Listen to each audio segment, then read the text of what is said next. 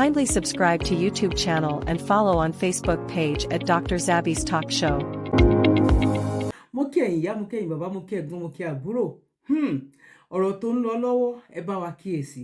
Àwa gan ti kíyèsí ọ̀rọ̀ tó ń lọ lọ́wọ́ láti ilẹ̀ láti ṣàkíyèsí. Wọ́n ní àwọn àgbààgbà tí kì bá fẹ́ wó nínú igbó, àwọn àgbààgbà ló mọ ibi tó máa gbó sí. Àwọn àgbààgbà ilẹ̀ kóòtù òjìrè, àwọn àgbààgbà gidi ni o. Àwọn àgbààgbà tán ní làákàyè, àwọn àgbààgbà tán fẹ́ràn ìran tó ń bọ̀ gẹ́gẹ́ bí òyìnbó ṣe máa ń ṣe. Òyìnbó 90 years ó ń plan fún generation tó ń bọ̀. Ó ń plan wípé okay, báwo la ṣe fẹ́ ṣe, kí la lè ṣe, ọ̀nà wo la lè gbé gbà, báwo ló jẹ́ wípé in 10 years time ìgbésí ayé tó máa rọrùn. Àwọn ò sí láyé mọ́ because ó lè ti wà ní age of 90. Bọ̀ ní ìlú tiwa nílùú Áfíríkà ní Nàìjíríà 90 years yìí máa wò wípé kí lòun fẹ́ jí fún ara òun àtọmọ òun owó generation tó ń bọ̀. Ọpọlọ gbogbo wọn, ọpọlọ ẹlẹ́yàmẹ̀yà ẹlẹ́sìnmẹ̀sì ló wà lọ́pọlọ wọn. Ọ̀ǹtì tí gbogbo ọba tó dẹtí sí ẹlẹ́sìnmẹ̀sì ẹlẹ́yàmẹ̀yà láti rójú ti Nàìjíríà. Fojú eléyìí gan wò pé àwọn leaders were test the so-called leaders. Because I don't know, tá a bá rí quality of leadership láàrin èèyàn tá a dẹ̀ ń pè ní leader, ó yẹ ká lo the so-called leader. Àwọn the so-called leaders yìí ṣé ẹ ní orí pé fighting for political relevance is more paramount to them than our security and some other things. Correct, sir. Mo sọ ìfẹ́ mi, ṣẹ́rí sà, ẹ jẹ́ sọ̀rọ̀ ọkọ̀ fún yín. Mo sọ ní ìjẹta dandan kọ́lẹ̀ ẹ̀ fi ń gbé pọ̀ o. Who could be this member? Mẹ́sì dandan ni ẹ̀ fi ń gbé pọ̀ o. Àwọn ọmọ kan náà fẹ́ra wọn, nígbà wọn fẹ́ra wọn tán, ní ìjọ alẹ́ ìjọ ìjọ kan bára wọn ṣe pọ̀, ní ọba rí pọkàn ò lè ṣe. Ṣẹ́tìlẹ́tẹ̀. Bẹ́ẹ̀ bá sọ fún obìnrin yẹn pé ó mọ̀ gbàdúrà náà ni o. Kò sí dọ́lọ́run ò lè ṣe. Kò sí dọ́lọ́run ò lè ṣe. Àwọn obìnrin yẹn ga marriage yẹn wúlò rẹ̀. Kò yẹ kó dàrú, kò sí dọ́lọ́run. Nísìn ni pé the marriage was based on falsehood. Ẹ̀tàn ni marriage yẹn. Foundation ẹ̀tàn ni. Wọ́n dẹ̀ lè continue lẹ́tàn. Nigerian Foundation Amalgamation of 1914 ẹ̀tàn ni deception fraudulent. Mo dẹ̀ sọ pé marriages mẹ́ta ló wà. Compromise ẹ̀yin náà sọ lánàá o. Èkejì ni difficult marriage, dangerous marriage kì í ta ní lọ́wọ́ yìí. And negotiate. Over after 100 years, we can negotiate our lives. We can negotiate. That is government of unity. Let's go for a referendum. Whoever wants to go, that's a referendum. Let's go for a referendum. To your tent, to Israel. Because I say we are not the same thing. Nígbà tá a bí dìbò, igbákejì ààrẹ, ọlá ààrẹ ó di economy kankan mú. Ó lọ́wọ́ mójútó security. Níbi tí mo fẹ́ lọ rè lórí nù. Láàárọ̀ yìí wọ́n ti rán wọn lọ lálẹ́ àná. Nígbà tí bàbá ń lọ South Africa, wọ́n ní pé kí vice president. Wọ́n ní kíṣẹ̀ máa gbọ́, àní wọ́n ní kíṣẹ̀ tí màá máa lọ kébí. Get me. Wọ́n á gbé Minister of Defence pé kó lọ. Wọ́n ní kíṣẹ̀ tí my vice president go to Kebbi State. Bàbá ó ní ìtumọ̀ o, ó lóyún gan o. Ó lóyún gan o, ó lóyún o. Ibi tó ti lóyún ni ẹ mú statement kan bọ̀ mí ìjẹ́palẹ̀ statement yẹn pé ṣé bí wọ́n fi ẹ̀sùn kan àwọn náà. Èmi ò sọ o. Ṣé gẹ́gẹ́ sí wọ́n ti fẹ̀sùn kan wọ́n rí o. Náà ìkẹ́jẹ́ mi sọ ní pé tàbí ní kí iṣẹ́ tí màmá lọ Kebbi State. Ọ̀rọ̀ yẹn lóyún gan o. Láti fún mínísítọ̀ kí iṣẹ́ màtáwálé o. Ó di vice president wọ́n gbé lọ pé kó máa lọ Kebbi State.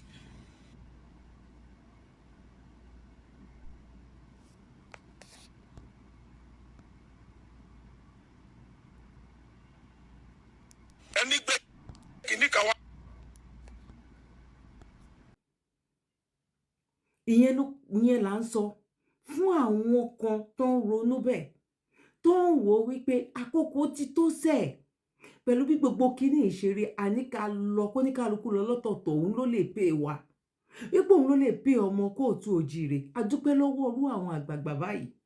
Nǹkan tá à ń sọ fún bàbá Bọ́lá Ahmed Tinubu lélẹ́yìí wọ́n ní òkú tọ́pẹ́ bá sọ mọ́ ni òun ní òkú tá bá sọ fọ́pẹ̀lọpẹ́ máa sọ mọ́. Ẹ má bínú pé mo pòwe ìwé tí mi ò tiẹ̀ túmọ̀ láti pa. Nígbà táwọn dìde tán lọ bá jẹ́ ńgbà yẹn náà àkókò ti dé lélẹ́yìí ọ̀hún ní jẹ́ káwọn náà rójú ráyè ṣe tiwọn. Nǹkan tá à ń béèrè lọ́wọ́ bàbá ò pọ̀ jù wípé bàbá tó bá tiẹ̀ jẹ́ wípé tẹ́lẹ̀tẹ́lẹ̀ rí àmọ́ yín wípé ẹ̀yin ò kì í ṣe oore sílé. Tó bá ní ṣọ́ọ̀bù jó ní Màlété nìbàdàn níbì kan nílọrin àárín pé gbówó lọ bẹ̀ kó tiẹ̀ tó di pé dórí oyè ni. Bọ̀ tó bá ní èèyàn fẹsẹ̀ kọ ní àwọn náà tibẹ̀ lẹ máa ń lọ pẹ̀lú àwọn ìyàwó yín. Bọ́jú gbogbo ẹ lọ wọ́n ní tí wọ́n bá fọwọ́ òsì bọmọ yín á tún fọwọ́ kinní kan fà mọ́ra. Ẹjọ́ kan ṣota ìdúrólé lórí ni pé bàbá ẹ padà sílé. Kò tí ì léètì jù. Àwọn èèyàn kan ló jókòó tán ṣe constitution 1999. Ẹ̀yin náà lè ṣiṣẹ́ lé lórí àkókò yín lélẹ́yìí. Pẹ̀lú nǹkan tó ń ṣẹlẹ̀ yìí tó bá lọ báyìí bàbá tẹ́ ẹ̀ bá ṣe nǹkan kan àrọ́mọdọ́mọ yín èpè lẹ máa gbà lọ́wọ́ ọmọ kóòtù òjíire. Àrọ́mọdọ́mọ yín èpè lẹ máa gbà lọ́wọ́ àwọn kóòtù òjíire. Torí àwọn tó ń campaign ní pé ẹ jẹ́ kí Tinubu ṣe Yorùbá ò ṣe rí, ẹ jẹ́ kí Yorùbá ṣe, Yorùbá náà ló ṣe yìí o, Yorùbá náà ló wà mẹ́ tàbí ó ṣàdé ti ṣe báyìí Yorùbá náà ló ń ṣe o. Ìwọ tó léèyàn ní Nàìjíríà ń ṣe ẹ̀rù máa bà ẹ́. Ìwọ tí ọmọ ẹ àbúrò ẹ ìyàwó ẹ tó bá lóun lọ bí iṣẹ́ ó ti wá di ẹ̀rù àwọn èèyàn tí ń jẹ refugee nínú Nàìjíríà ń bẹ. Kò ń ṣe Ìlọrin nìkan kò ń ṣe. Ọláìdé Ọlábánjí lórúkọ mi, ọmọ bíbí ìlú Kwara ni mí, àti ìyá àti bàbá èyí já sí pé ọ̀ríjínà ọmọ bíbí ìlú Kwara ni mí. Mẹ́sẹ̀jì yìí lọ sọ́dọ̀ gbogbo àwọn ọmọ bíbí ìlú Kwara jákèjádò àgbáńlá ayé, especially ẹ̀yin tẹ́ ń bọ̀ wá látòkè òkun, tẹ́ ń bọ̀ wá sọdún December nílùú Nàìjíríà, ẹ̀yin tẹ́ ń gbé kó gbogbo ibikíbi tó wù kẹ́ ẹ lè mọ́ gbé ẹ dákun torí Ọlọ́run ẹ̀yin lẹni mẹ́sẹ̀jì yìí gbogbo especially ẹ̀yin tẹ́ jẹ́ ọmọ bíbí ìlú Ìgbónà, Látọ̀fà, Àjàṣẹ́ Èkó, Àgbámú, Sànmọ́ra, Òró, Ìgbàjà, Òkè Ọdẹ, Èdìdì, Sànmọ́ra, Ìjọ̀mú Òró, Òkè Onígbín, Ìgbẹ̀sì títí tó fi dé Òmùaran. Ẹ̀yin lẹni mẹ́sẹ̀jì gbogbo ibikíbi tó wù kẹ́ lè mọ́ gbé Èkó ni ẹ dákun torí Ọlọ́run ní píríọ̀dù tá a wà yìí ẹ má wá sílé ọdún nínú December yìí torí ìṣe wa ni àṣà wa ni gbogbo wa la máa ń kúrò níbi tá a bá ń gbé tá a máa wá ń ṣọdún ní every December bá a ṣe máa ń ṣe nìyẹn ní Ìgbónà. A máa wá ṣọdún pẹ̀lú àwọn ẹbí wa tá a fi lẹ̀ nílé. Àmọ́ lásìkò tá a wà yìí ẹ dákun torí Ọlọ́run ẹ má wá sílùú Kwara, ẹ jìnnà sílùú Kwara lásìkò tá a wà yìí. Àwọn Fúlàní agbébọn rìn wọ́n ń ṣòro bí agbọ́n nílùú Kwara lásìkò tá a wà yìí. Bẹ́ẹ̀ bá dé ìlú Kwara lásìkò tá a wà yìí bó bá dorí ahun yóò sunkún. Bẹ́ẹ̀ bá dé ìlú Kwara tó bá rí báwọn Fúlàní ṣe ń pa àwọn èèyàn nílùú Kwara yóò sunkún. Ẹ má wá gbàgbé pé a ló lórí o, a ló lórí gidi nílùú Kwara, a ló lórí gidi ní Nàìjíríà. Kò só lórí tí ó protect wa o, ẹ dákun torí Ọlọ́run ẹ dúró síbi tẹ́ ẹ bá ń gbé. Bó bá ṣe é ṣe ẹ̀yin tẹ́ ń bọ̀ látòkè òkun ẹ má wálé. A ní fọjọ́ ọlọ́jọ́ lọ, a ní kó sí páńpẹ́ ayé, a ní kó sí páńpẹ́ àwọn Fúlàní. Èkó ló ń gbé sọdún l'Ékòó, Ìbàdàn ló ń gbé sọdún Ìbàdàn. Bó bá wálé ọdún lọ́dún yìí ọ̀ wálẹ̀ mí, a ní kó sí páńpẹ́ àwọn Fúlàní. Kwara ń boil, Kwara is bleeding. Ẹ dákun torí Ọlọ́run gbogbo bíkíbi tẹ́ ẹ bá wà tẹ́ ń gbé ẹ mọ́ dó síbẹ̀ ẹ mọ́ wá sọdún December ní Kwara lọ́dún tá a wà yìí. Tó bá dọdún bó bá lè wá tọdún yìí ọ̀ wá ẹ̀mí láṣetọ̀ lọ a ní kó sí páńpẹ́ àwọn Fúlàní o. Ẹ ṣé. Ilẹ̀ Yorùbá ń bọ̀ láti gbogbo ìlú òkè yẹn máa bọ̀ nílẹ̀ Yorùbá ni bàbá sọ fún yín. Ẹlẹ́mi ló kàn nǹkan tó wà ń bẹ nǹkan tó ń ṣẹlẹ̀ yìí kó ṣe nǹkan tó ṣẹ̀ṣẹ̀ bẹ̀rẹ̀ sí ní ṣẹlẹ̀. Ìyẹn ló máa fi jẹ́ kí n gbé fídíò kan síbí báyìí sìn. I've served the military intelligence for the past 35 years. It has always been the case. Our problem is religion and social-cultural. I mean, people will expect me to come here and start talking about kinetics, about operation and so on. I've been an operational commander all my life. I've commanded warships, I've commanded troops, I've commanded men outside Nigeria and so on. But I'm not going to come to your station to discuss kinetics. The problem is not kinetics. In 2017, 2016, I'm always a member of the Security and Intelligence Brief at the Defense Headquarters.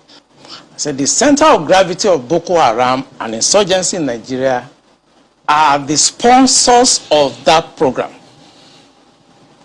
It was beyond us, because the job we need to do is kinetics: fight, destroy places, resolve issues. Yep. But we cannot resolve issue of sponsors of Boko Haram that were in Buhari's government, that we know them. When you say we, who I was in the military intelligence, and the defense headquarters staff that I work with, they know.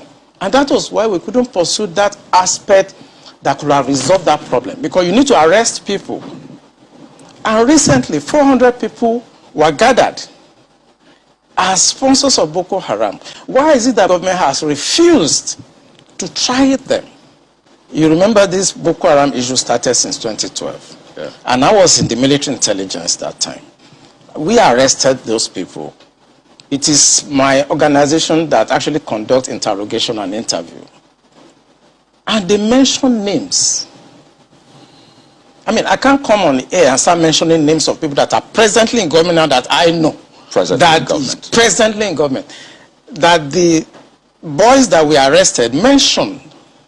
Some of them are governors now. Some of them are in the Senate. Some of them are in Aso Rock. Why should a government try to cause this kind of embarrassment and insecurity to the sense of what happened yesterday?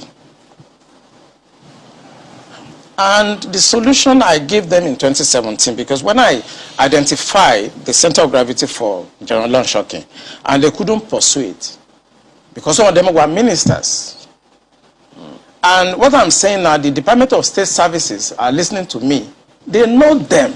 Yeah, Commodore. So the solution I gave them was that if we can't pursue the policy strategic level, because the people that we need to talk to are also, going to be difficult to deal with. I said what they should do now is to conduct two things. We should buy blimps. The blimps are not UAVs. They are not drones. Blimps are equipment that can fly up to 10,000 feet, 30,000 feet, static if you want, mobile if you want, and they carry a lot of payload. We saw them in Afghanistan. We saw them in Kenya. This will be something that can give us real-time intelligence, and we can know where these bandits or terrorists, where they emanate from, when they finish operations that they've done, where they go back to. Okay. Well, they did not buy this equipment up to. This government does not want to resolve this problem. They are escalating it because of tribal and religious sentiments. So when you say this government does not want to resolve it, don't forget the same government has purchased. In fact, they're going to induct the Super Tucano jet because of, the insecurity situation. They have, the president has had to change guards, as it were, as a result of people's clamor. I imagine if that was not in the thinking, why would you go that length to make some of the, some of the pronouncements, the meetings that have happened, the purchase, the change of guard and the rest? Why would they do all that if they don't want to sort this? Because that is not the solution. What you just mentioned is not the solution. When you have a problem at policy level, strategic level, operational level, when you have a problem, what you need to do is to identify the center of gravity of that problem and attack it. That's what you do. What they are doing is not attacking the center of gravity of the problem of Boko Haram and insurgency. So if the president is buying Super Tucano, is changing service chiefs, that is not the solution. We are looking at the wrong side. It's not kinetic. It's politics. Are you ti mọ̀, ẹ gbọ́ information, ẹ mọ̀ everything. But tèmi nǹkan tẹ́ fẹ́ ṣe ni. But kò tí ì late báyìí. bàbá ẹ ti rí nǹkan tó ń bá yín fà ọ̀hún ní jẹ́ kẹ́ rójú ráyè ṣe ẹlẹ́ẹ̀kẹrin a mọ̀ wípé lágídí náà tẹ́ bá ṣe pẹ̀lú agídí pọ̀ lẹ́yìn agídí tẹ́ bá ṣe ibo ní kọ́ ọmọ kóòtù òjìrè àyẹ̀wò lẹ máa fi wá sí bàbá àyẹ̀wò lẹ máa fi wá sí ẹ jẹ́ kí n máa lọ gbé fídíò tí mo fẹ́ gbé wá láti fi àtàjẹ mọ eléyìí. You cannot just sit down watching them to do whatever they feel like doing simply because they are professionals. You cannot talk to them. Give them target. During Jonathan, we brought mercenaries. They were about to finish Boko Haram. But because of our complacency and personal aggrandizement and personal interest, we asked them to go back. And we are still battling with the issue. I was in Borno State as a member of a state House of Assembly when the mercenaries were in Borno. There were less than 30. They operate in a place like this. Everybody with a laptop before him, observing what is happening in the bush.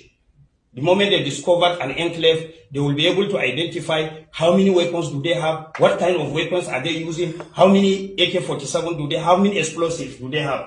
They will take only 3 or 4 people in a chopper, go and clear everything. They will snap pictures before clearing them and bring back exhibit. We are about to finish it. And because of interest, personal interest, that if we allow mercenaries to finish this thing, we are not going to get anything. How much was the bill given by the mercenaries? Even Russia is employing mercenaries to fight for them, isn't it? Are we stronger than Russia? Is there anything wrong if you can bring somebody that can fight for you? There's nothing wrong in that. So I'm sorry if people are saying that National Assembly is not doing the needful, National Assembly is not providing the enabling laws. We have provided all the enabling laws. The enforcement of such laws is not ours. If government is not ready to implement, there is no way we can compel government. The only thing we can advise government. If government refuses to do it, there is no way you can force them. Because they have the machineries for implementation. You do not have. Èyí tẹ́ bá ti follow wa lórí ìkànnì ẹ má gbàgbé láti follow wa kí lẹ ń ṣe òun ló wà lókè ẹ níbi tán tẹ plus sí ẹ lè má gbàgbé láti bá wa tẹ like kẹ́ tún wá bá wa pín náà kó délé kó dóko àjọ ń ṣiṣẹ́ yìí náà ni iṣẹ́ ìlú náà ni èèyàn kan ò lè dá ṣe. Mo kí wa. Kindly subscribe to YouTube channel and follow on Facebook page at Dr. Zabby's Talk Show.